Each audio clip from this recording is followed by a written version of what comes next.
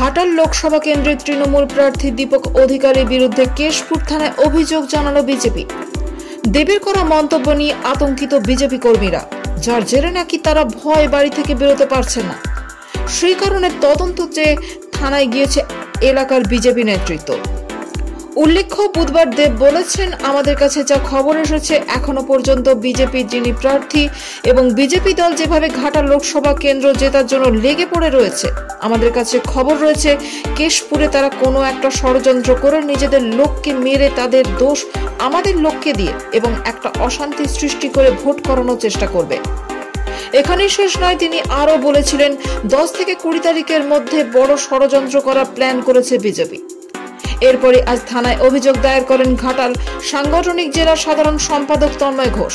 তার অভিযোগ, আগামী 25শে মে লোকসভায় ভোট রয়েছে। এই মন্তব্যের পর কোনো বিজেপি কর্মী ভয় বাড়ি থেকে বেরোতে সাহস পাচ্ছে না। যদি এর মধ্যে কেশপুর বিধানসভায় কোনো বিজেপি কর্মী মারা যান, তাহলে ব্যাপক গন্ডগোল এবং আইন শৃঙ্খলা অবনতি হবে। সেই কারণে তারা চাইছেন দ্রুত এই বিষয়ে তদন্ত করে দেখা হোক এবং ভোট যাতে শান্তিপূর্ণভাবে হয় সে ব্যবস্থা গ্রহণ করা হোক। সেই সঙ্গে বলা হয়েছে, দেব যা মন্তব্য করেছে তার রাজনৈতিক ফায়দা তোলার জন্য গুজব ছড়ানো হয়ে থেকে সেক্ষেত্রে পুলিশ আইনানুগ ব্যবস্থা গ্রহণ করুন এবং এই অভিযোগপত্রটি যাতে এফআইআর হিসেবে গ্রহণ করা হয় সে আবেদনও করা হয়েছে বিজেপির পক্ষ থেকে।